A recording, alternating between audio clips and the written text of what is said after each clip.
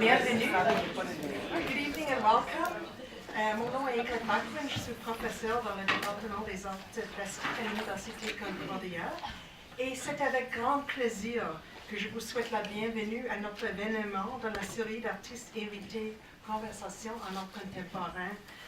My name is Ingrid Bachmann and I'm a professor in the Studio Arts MFA area here at Concordia University, and it gives me great pleasure to welcome all of you to tonight's lecture in the Conversations in Contemporary Art series, a bi-monthly series sponsored by the MFA Studio Arts program. I hope to see you during these lectures and the rest of the semester.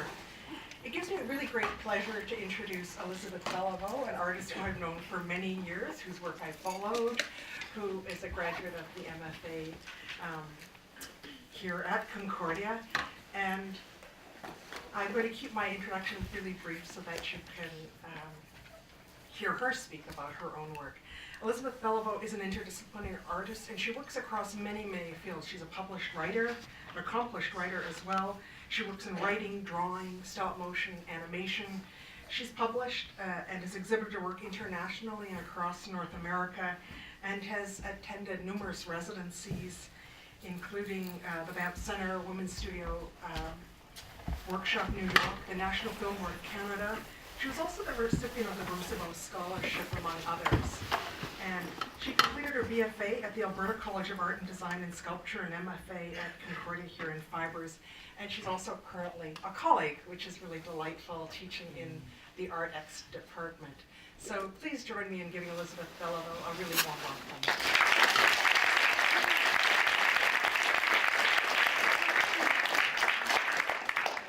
Thank you so much, Ingrid. I'm not used to speaking with a microphone, so is that okay? Yeah. Okay, and can we turn the lights off right away? Yeah, thanks. Okay, so first of all, a huge thanks to Ingrid and to Karen Superger and to Emily Jan for organizing the Conversations in Contemporary Art series. I made a couple PowerPoints and they all disappeared. And so I'm hoping this one will make it through the next hour and won't crash. So bear with me if there's some panic attacks. But I hope if it doesn't crash, I'm going to talk about books, animation, and some residencies. So like Ingrid said, I did my undergraduate at Alberta College of Art and Design. And my BFA was in sculpture, and this is the famous smoke hallway, which is 4 floors of toxic fumes, and that's where we spent all of our time. So after doing my undergraduate degree in sculpture, I moved a lot. I did residencies at the Banff Centre and was poor and couldn't afford to haul my sculpture stuff around and rent studio space. And so I decided to teach myself stop motion animation as a way to bring together my creative writing practice and my material exploration. And it was great because it was portable and I could create entire worlds just on top of a little table surface. So I could work in my apartment and work pretty independently. So this is a piece called Perfect. It's only 4 minutes long, but I'm going to show you 2 minutes. And the soundtrack is made by Jessica and Nadia Motz.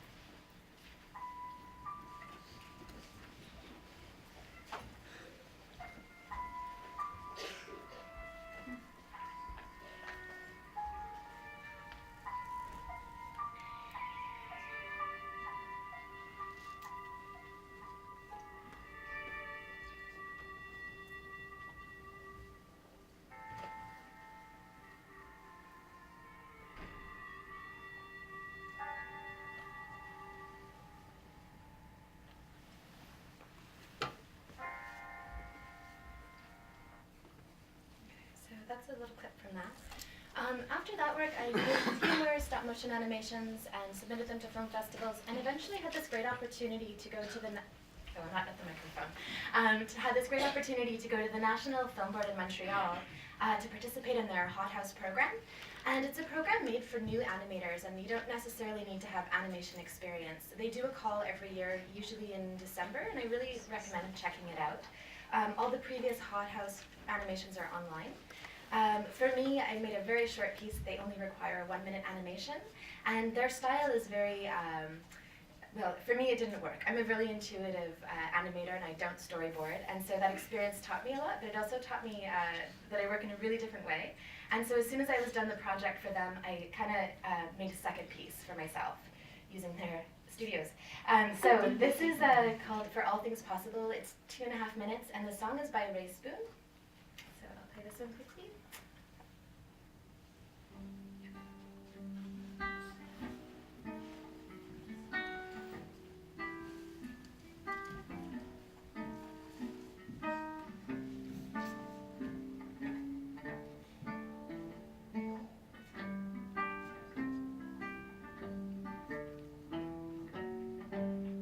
Boxcar, boxcar, keep an eye on your heart. We'll end up on a boxcar to Mexico.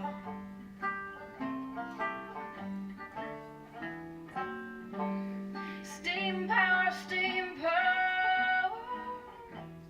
love will carry you for an hour, but after that, you're your own.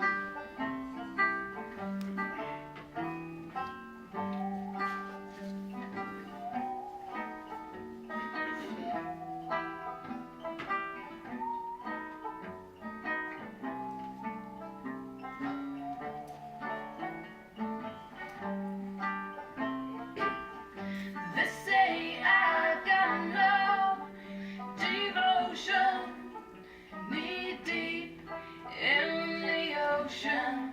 Well, I love you, it don't matter, it don't matter.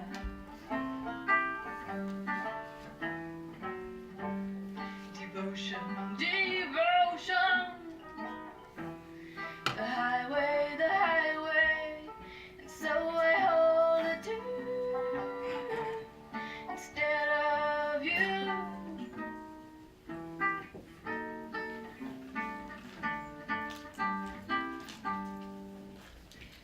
So that technique was really inspired, I should say, by looking at the work of, microphone, thank you. So that work was really inspired by looking at the archives in the National Film Board, especially the work of Carolyn Leaf and Wendy Tilby and Amanda Forbes. And kind of during that time, I went to do a residency at Klondike Institute for Arts and Culture in the Yukon, and that was wonderful, but what was even more wonderful was the time I spent living off-grid in the Yukon in this shack here. And it kind of got me interested in other opportunities to do that. When I moved to Montreal, I spent a lot of my summers in St. John's, Newfoundland, and as you can see, my PowerPoint was only half finished, but St. John's, Newfoundland. And so my partner and I would go to this little place. It's a fishing stage where fishermen would keep their nets and their boats, and we would squat there. And we had no power, no water. And it was really inspiring, and then I would come back to the city and make a lot of work. And I wrote a grant so that I could find a way to have solar panel or wind power energy so that I could power my equipment so that I could actually animate while I was off-grid. So this is my really DIY wearable setup. And that didn't work out at all, but I did, I did this test, and what resulted from this project was a series of drawings. But this is the test of the animation. And I'll explain the technique a little bit. It's black plasticine smeared very thinly on top of paper. And I'm just sort of pushing it around with pins and needles. And I photograph each time the image shifts a little bit and play it back at 24 frames per second. It's a really old technique. Often animators do this with oil paint on top of glass. The camera's mounted above it. For me, I guess being a sculptor, plasticine seemed like a good solution. Okay. So then eventually I came to Concordia and I did my master's degree. I asked permission. I did my master's degree here in fibers, and it was a great time to come here for that because I got to be part of the first group that went to Cuba with Ingrid Bachmann. We went to Holguin for kind of an art exchange. So that was great. Also, fibers was really confusing. I came from a sculpture background, and I decided I was going to take on a lot of different fiber techniques. So I started by figuring out embroidery, and I decided to embroider the entire cast of Coronation Street. And so there's lots more of these, and it's ongoing. Then I decided to try my hand at felting, and I only got as far as collecting my boyfriend's belly button lint and then felting these little animal drawings. So I separated all the colors of his belly button lint with little pins. Yeah. And I also tried weaving and weaving machine, and I just wasn't working out. I really just wanted to write and read and draw.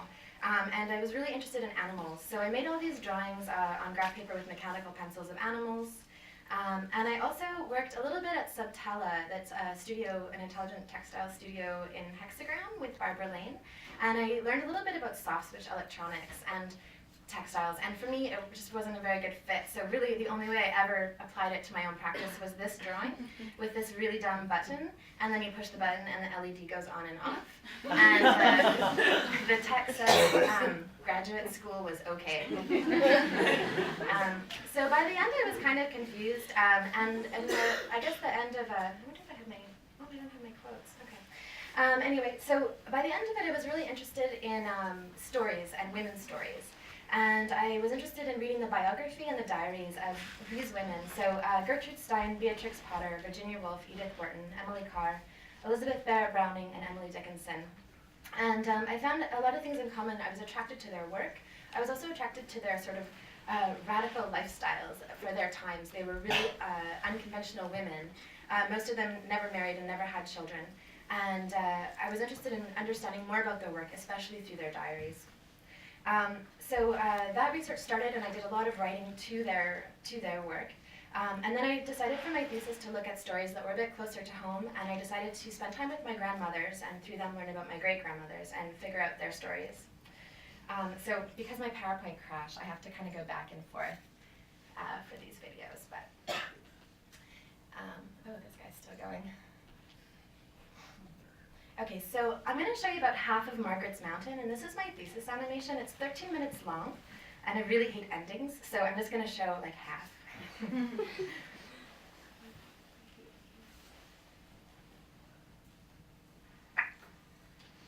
1,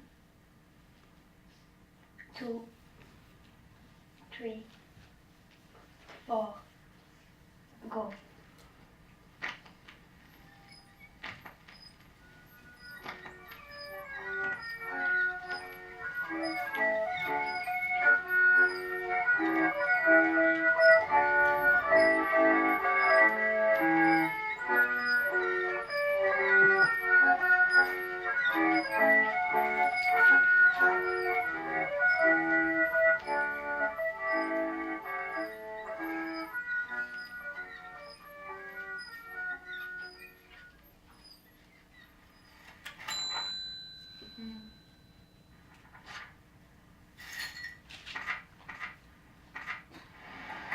Margaret drew a circle around her world and left nothing in or out.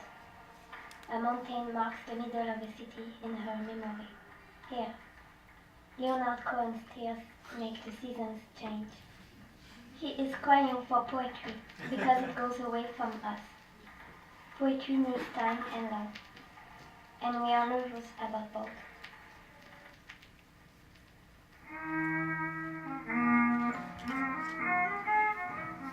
Music helps to keep memories in their places. Mountains are made of stones. She said to her love, "You are made of clouds." And he said, "I will do right by you." But she didn't believe him. Margaret just grew taller and turned her back in a faded blue calico dress. She said their differences were that he believes in waves, though he had never seen them. his trust compromised, her complicated poetry. He said, I'm leaving, you have too many rules. She sent wolves after him. From far away like history, her life was made of what she could have. Friendship, promises, secrets, love, marriage, children, and time. She met each with the grace and good posture of her era. The world is made of work. Everything will happen. She can't wait.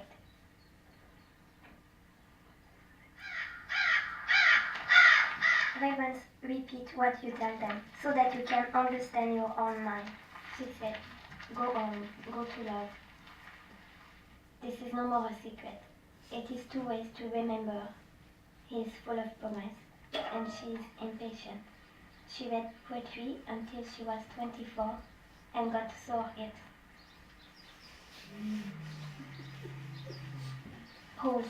If you kill a sourpuss, if you kill a spider, your lover will cheat on you. It will rain.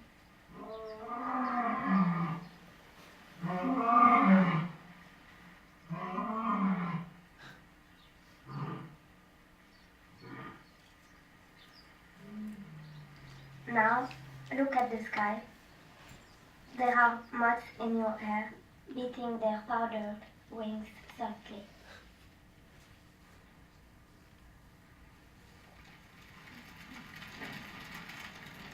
Every time you run away, you have to run back forever.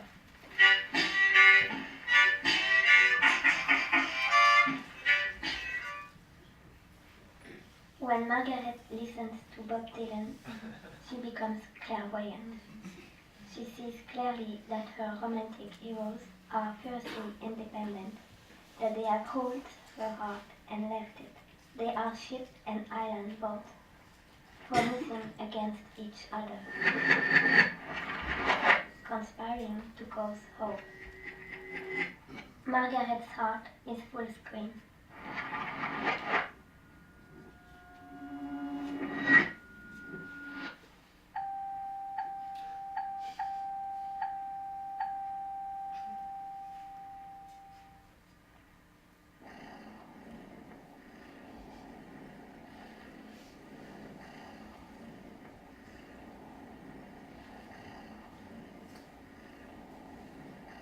Now, go to the woods.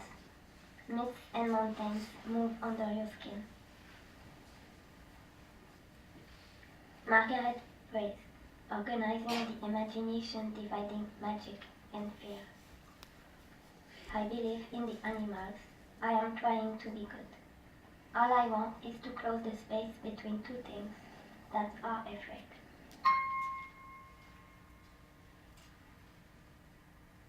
She said to her love, may you never fall out of the sky.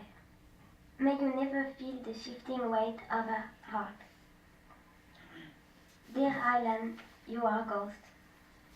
Now this city, this is where I'm living.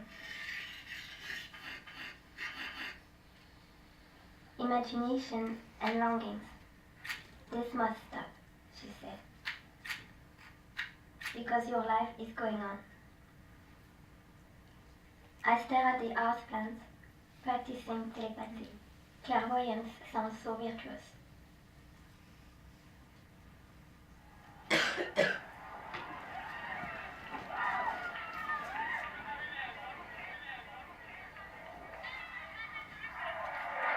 Margaret left to follow him. He named the airport after her. Then he cheated, and cut her lip with his broken tooth. She escaped using 3 airplanes. Then built a small life in a city out of matchsticks and string, where a new love settled quietly after 1 year. Poetry. Poetry makes a shape to fit into, a sound to fill the hollows.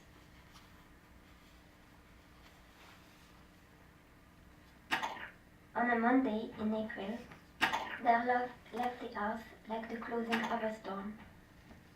He folded himself into a coat and walked away, taking to alleys moving towards her spine, like a great bird flying for its life. He left her 3 times. She cannot see at night. She is deaf in her left ear, but she is tall, she is brave.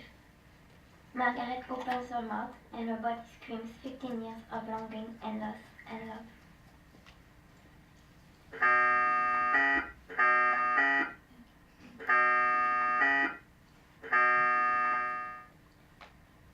She searched for meaningful employment. Okay, so I'll stop it there. The whole thing's on online if you want to see more. Okay, so grad school. Right, okay. So when I was done the animation, usually as I create this new frame, the previous one is destroyed. And so with this piece, I was interested in how to preserve the animation afterwards, and I cut them out and created these like paper towel boxes for the kind of gallery space. So then grad school was over, and I got to continue writing and researching the women I'd mentioned before. And I guess what really brings it together was my interest in diaries and dogs. And I ended up being really lucky and got the William Blair Brucebo Scholarship, which was awesome. And I really encourage everyone to apply. They have a call once a year. And what this allowed me to do was go to Europe and actually go and see the journals of these women I was really interested in, see where they lived, and kind of create work in response to it. So the other part of my practice is books, and I was really lucky in 2007. I got published by Conundrum Press, and I've been making zines for many years, and they offered to put them all together and print them as books. The first one is called Something to Pet the Cat About, and this is the second one. It's called The Great Hopeful Someday, and they were just black and white drawings of people and places and exchanges. This one came out after I came back from the Brucebo Travel Scholarship, and it's called Don't Get Lonely, Don't Get Lost, and I'll show you a few pages from it. What was really great is it was the first time I was able to publish my short stories, writing, and poetry and prose. So there's about, I think, 5 short stories that are written, and then there's selections of drawings that also kind of tell a story. And most of these drawings were done when I was traveling. And we don't really have time to read, so you just get to see pictures.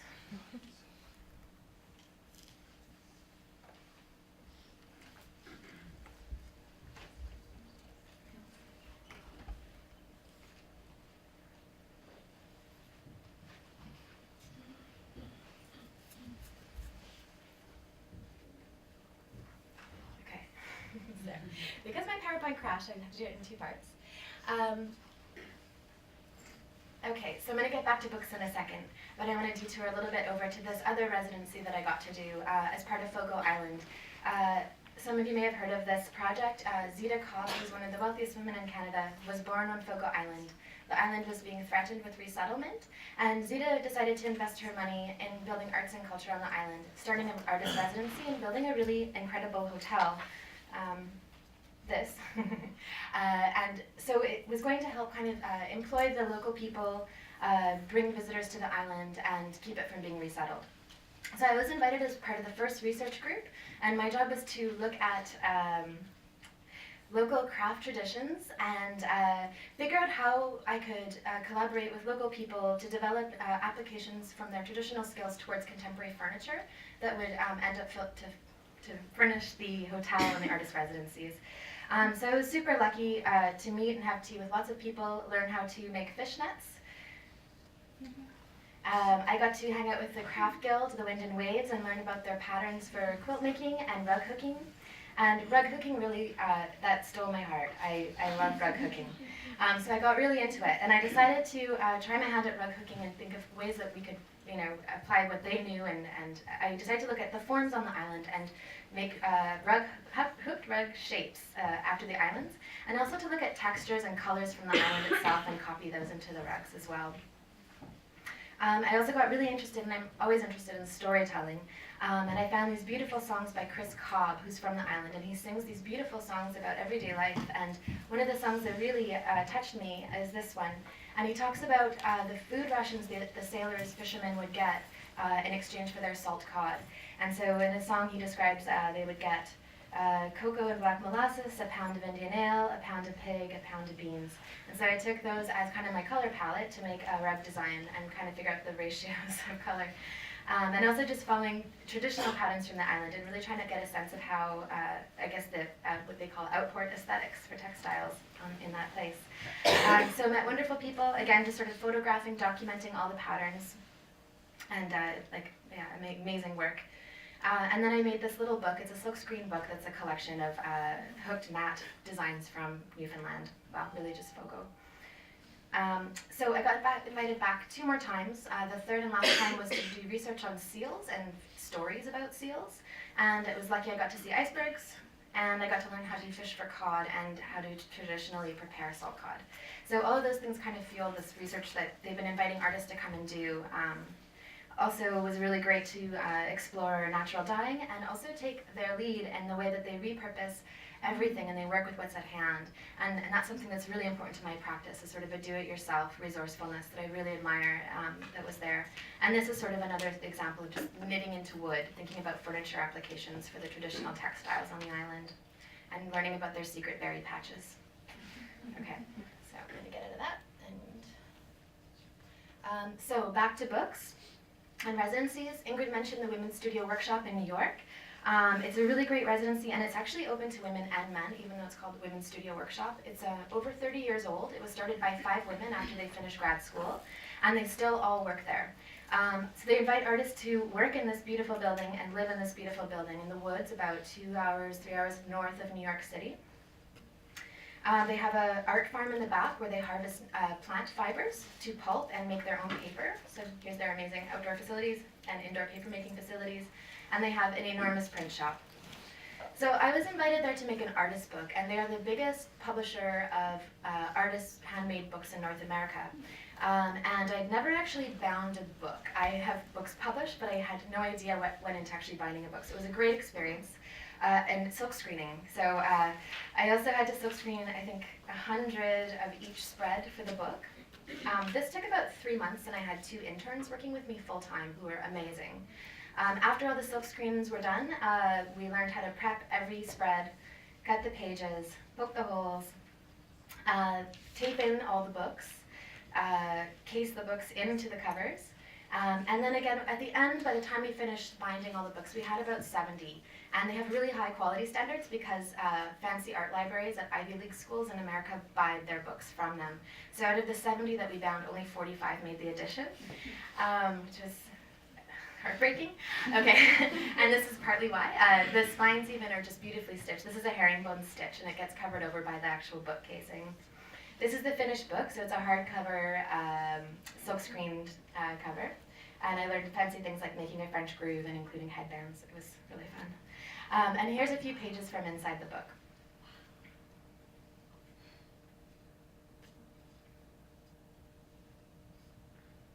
I should also mention that they take interns all the time, so for people that want to go and live there for a couple months and help artists out, it's a great opportunity, and it's slightly paid.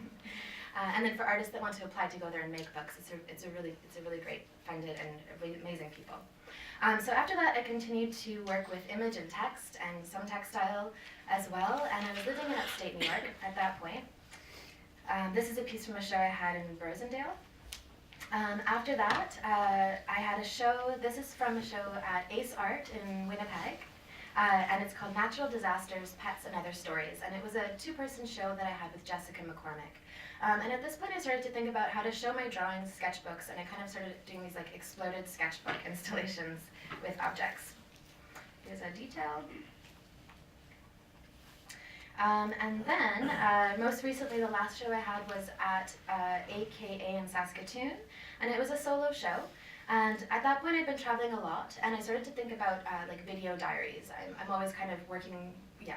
So this project was really about making video diary pieces. There's 2 videos that are 10-minute loops. I will not show those. But I also tried to experiment a little bit with how to show those videos in a one-to-one kind of relationship in a gallery space, like a more intimate viewing, as if maybe because I'm interested in books. And I also was pairing my own writing with the videos, but I was also pairing it with existing writing that meant a lot to me. So this piece is kind of paired with Emily Dickinson's poem, The Inevitable. And if you look inside that box, there's this kind of floating mirror with these ghostly dogs and Venice and this eternal loop fighting over a newspaper.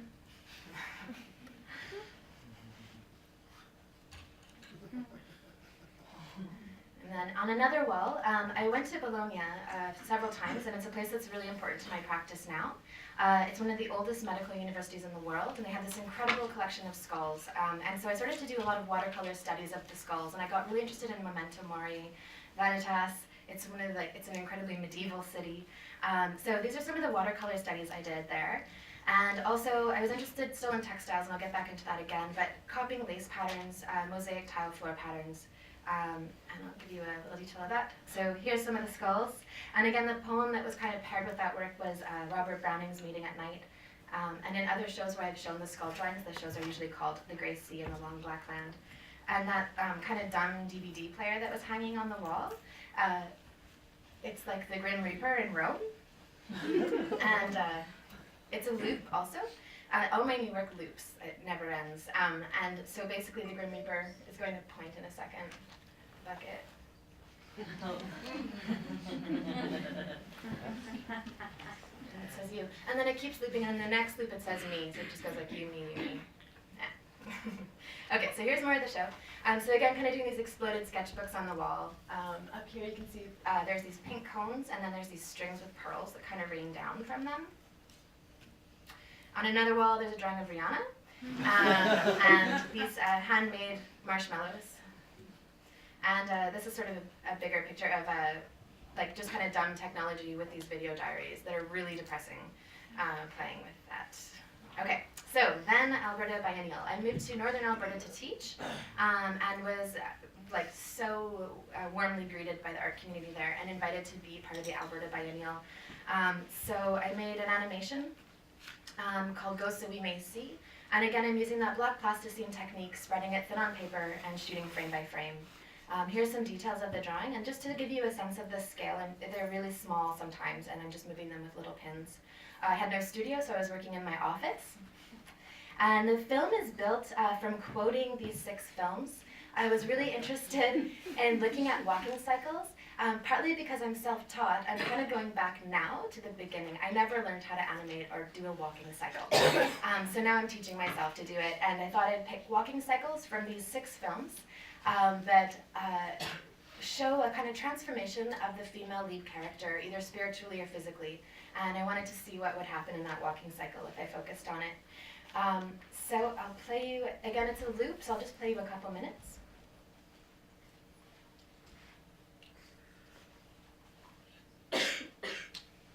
Oh, and it's silent too, sorry.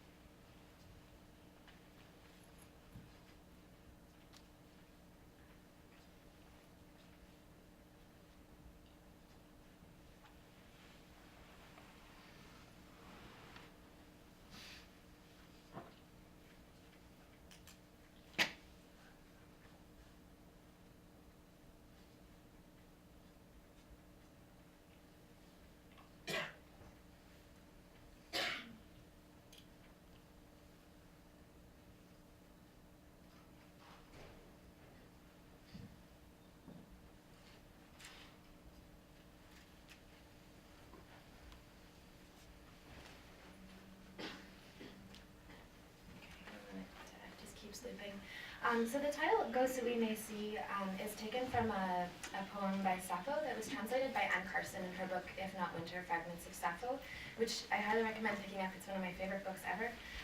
So that's where the title comes from. I'm going to go back to Bologna, and I kind of was teaching a study abroad course where I would take students from Alberta to Europe for the summer course and projects. So we went to London and Paris one year, and we went to Italy. And I'd been visiting Italy a few times, and I eventually kind of spent time in Bologna and totally fell in love with that city and the work of Giorgio Morandi. And I can't tell, they just are so connected for me. So Giorgio Morandi's a painter, and you can still visit his studio and his apartment, even though he passed away in 1964. They've preserved his studio and his apartment, and you can make an appointment and go visit. And everything is exactly as it was. His paint is still there, his objects, his hat and coat. It's really quite amazing. And you're not allowed to take pictures, so these are secret ones I stole. So you might recognize his work from these two things, these two paintings. He basically had this collection of vessels that he would kind of paint with matte paint so they wouldn't have reflection. And he painted the same vessels for his entire career. He also only left Bologna once, apparently, to go to Florence. So his practice was really focused, and all he would really do was he had this table in his studio, he would set these vessels up, and it was really about capturing light and composition, and for me it was such a beautiful practice. And I felt like he had all these vessels and he would put them on the stage and then allow them to perform, which is a little bit how I feel like when I'm animating. And so I was interested in these two paintings and how strange it was that he just flipped them basically and added another jar over the course of 1 year. And so I really wanted to spend more time thinking about his work, and I wanted to respond. And I'm really hoping I can find it there. Okay. So what I did is I animated one painting into the next. And it took a long time to do it. It's also a silent loop.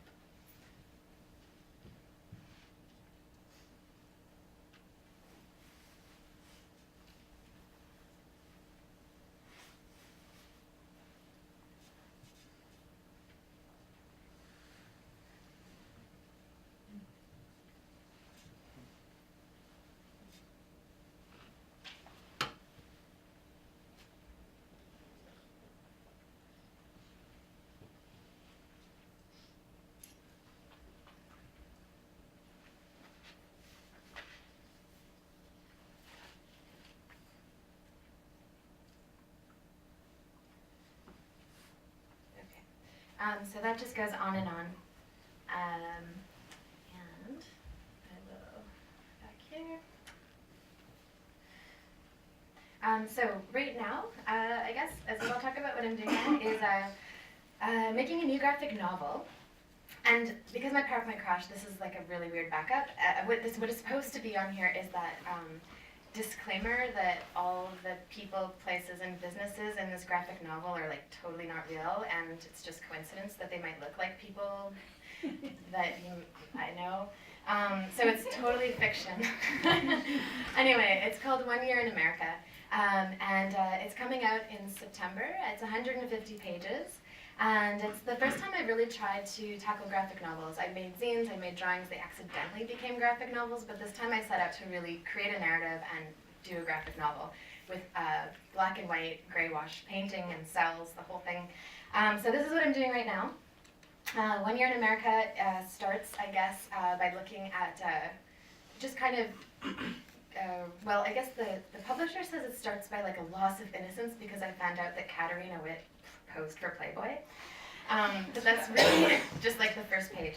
After that, it goes into, I guess, moving around, going to grad school, and really what it focuses on is like 1 year in America and marriage and divorce. And the whole story is told through email exchanges, and so they've been made a little bit anonymous, but they're exchanges between my friends and my family, and they sort of frame the narrative of what's going on. So I'll show you, I think, 12 pages of the book.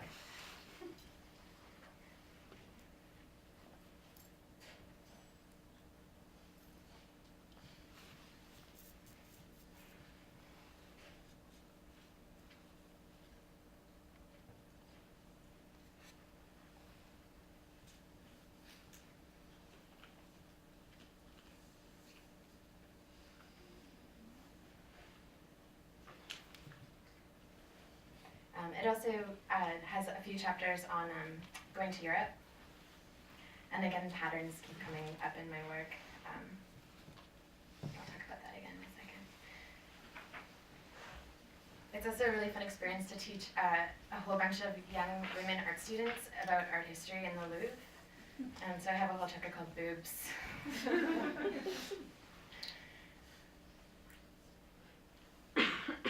Okay, so this is the end. I'm going to show you one last project. I ended up falling in love with this little island called Burano off of Venice, and they have the, Kelly knows, they have the Scuola de Merletta, which is the lace school. And I'll show you a little video of this special moment there.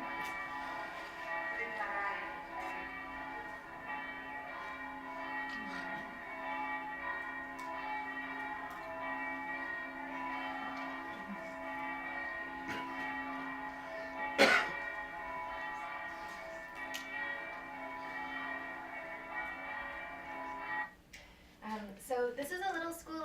The island of Burano is famous for their Burano lace. And right now, it used to be a school full of women making lace. Now there's only about maybe 9 women left. This woman is amazing. She's like over, I think she's 94, and she doesn't need glasses. And she can make the most incredibly detailed lace. And they call her the locket because she has all the secrets. I spent many days there working with them and just kind of drawing their portraits and then giving them their portraits. And it was just this lovely thing. I didn't know what to do with, but I was really, I really fell in love with this place. So now I'm kind of finding something to do with it. And this is the last thing I'll show you, and it's really rough right now. So I kept taking a lot of video footage in my travels, and I talked about the show that I'm not showing you the videos from that were kind of video journals. And so now I have all these video clips compiled of motion that I might want to animate. And so I'm looking at kind of knowledge of the hand and just the beautiful way that hands move. And I just kind of want to spend time, again, because I'm not a trained drawer or animator. This is a 2-for-1. I'm learning how to draw hands better, which is really hard. And I'm learning how to do traditional cell frame-by-frame animation. So this is a guy gambling on the street in Bologna.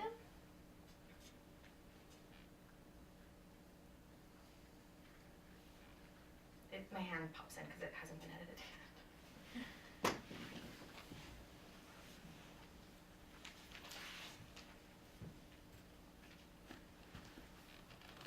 And this is the Vaporetto drivers in Venice, the way they tie knots.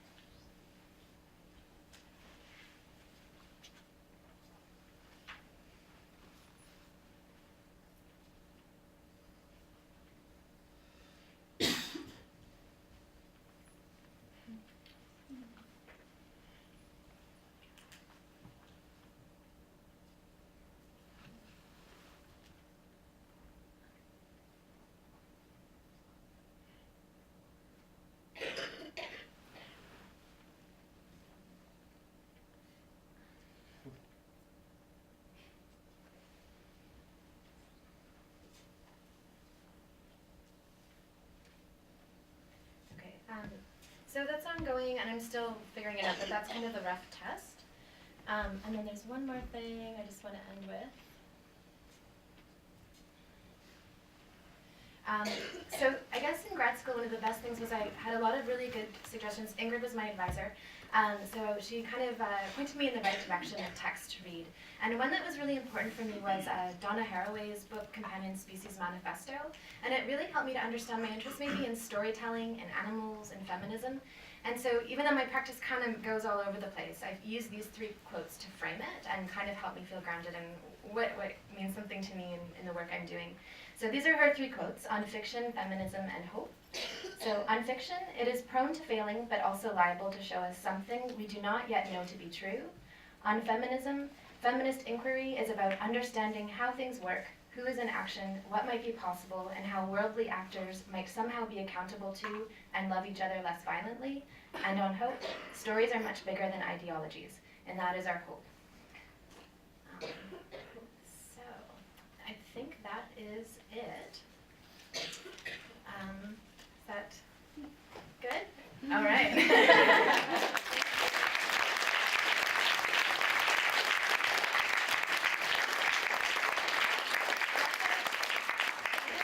Thank all the ArtXers that I see here. We've just had 2 days of critiques, and they've been working so hard, and I'm really happy that I'm seeing all of your faces here. So thanks for coming out, everybody. We have some time for questions. Yeah. Can you speak really loudly, too? I'll try. You move around a lot for different projects, and you said in the beginning of your talk that you had a sculptural practice and you kind of adopted a do-it-yourself method depending on where you were. Yeah. Okay, better. Okay, yeah. I would like to know how it affected your approach to art making, both visually and conceptually. Okay. Oh yeah, thank you. So yeah, moving around a lot and adopting kind of a do-it-yourself strategy to make my work and how that affected the work I made. Is that, yeah? Okay. So I guess my undergrad I was doing welding and concrete and wood, and so it definitely, I guess, like materially changed. I was able to, I think my practice adopted my, kind of adapted to my lifestyle. So in some ways, I think it maybe became more intimate because I could work at home. I could work, like everything, I could kind of, I like the idea of being able to carry my whole practice in a backpack if I had to. And I liked being able to control, not need facilities, and not need sort of to depend on other people or teams or things I couldn't afford. And a lot of it had to do with economy, just like wanting to be autonomous at the practice that I could afford and I could manage. And I think that even my zines I made earlier on and just kind of self-publishing, I really wanted to have agency and like I'm very impatient, so I want to get things done when I felt them, you know. So I think my work, I also worked with what was at hand, so whatever was in my home, and home was really important to me. So I think those things changed. Does that answer the question? Yeah? Thank you. I have a question. Sure, yeah. So how do you develop a Could you speak up just a little Okay, bit? sorry, no, too far. How do you develop a project like Margaret with you start with words before, or you mix the words and sketch drawing, and what is the part of your intuition when you animate this film? Okay. It started with writing. And I actually write all the time, and I just kind of find repeating themes. I try to build on them, and then usually it reflects itself in my drawings or whatever I'm working on. So Margaret's Mountain was a much, much longer text that I just edited down into these essential kind of ideas or moments. So it does start with the writing, and then I kind of built the characters, and I don't storyboard, so it's really just a sense of like having like an impulse, like I want this character to turn color. And I just kind of try to listen to my intuition. And also it's always a challenge because with animation, the kind I make, there is no material reference left over. You can't really go back. So you're always improvising off of the previous image. And so you're really engaged and you're really present. So it has to be intuitive for me. But I would kind of consult the writing and listen to the mood of it and just try to imagine what was possible in the animated world. But does that make sense? Yeah, and I have another question. Do you have more pleasure when you start without fixed idea of narration when you're in? Yeah. Yeah. Now I do. Yeah. Yeah. For sure. There's a question way at the back, I think. Yeah. Thank you. What a fantastic presentation and what a fun practice. You're traveling all over the world and doing these great things. How did you get asked to do a photo? Wow.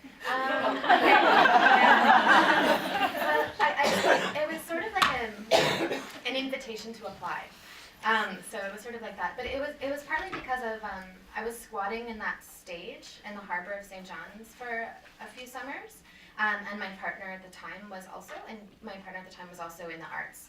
So it was kind of word of mouth, and then I think people like knew what that was, that stage that we were squatting in, and maybe they trusted that I had a real sincere interest in that place, and it made sense because I had a master's in textile fibers to be textile researching there. So, yeah. Okay, it's way at the back. Yeah, for sure. Can you hear me? Yeah. My question is, from what I've seen, your stop motion animation, the puppets are really like handmade and rough, and also your work cycle is like animated, hand drawn instead of photo sculpt. So my question is, like, in terms of your work, in terms of the movement and the design of the puppet, the character and everything, how would you define a realism within animation? How would I define a realism within animation?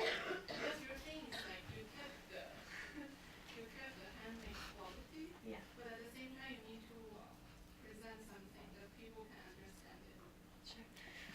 I'm not really, I guess my work, I'm not really interested so much in like realism with animation. I am more interested in the handmade. I'm interested in how materials perform, how they break down.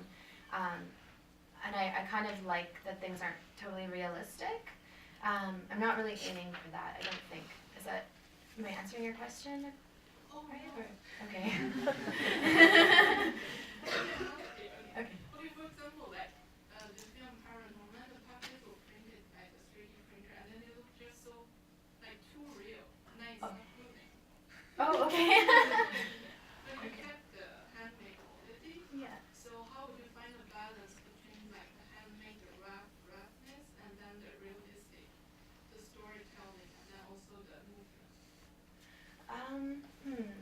I think one thing I learned is that like animators, I guess when I was at the NFB, they were like, oh, you can always tell which animator made which animation because of the way that they walk or they move. Like sort of your own like way of moving, and then the way you understand movement, it kind of sort of gets in there with your animation, and I think that it's kind of really individual. So I think for me it's just finding like the intuitive balance of like how much do I need to tell, and how much can I just sort of leave open-ended, and like how much, I guess, definition do I need to give to an image to communicate what I want. But I think that's really just individual.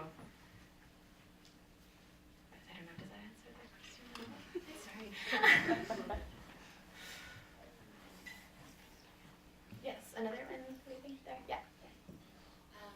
Just out of personal curiosity, you said that for your when you were in your spotting for a couple of summers, you used Up a little bit. the DIY stop motion system with solar panel. You said it didn't work. What didn't work?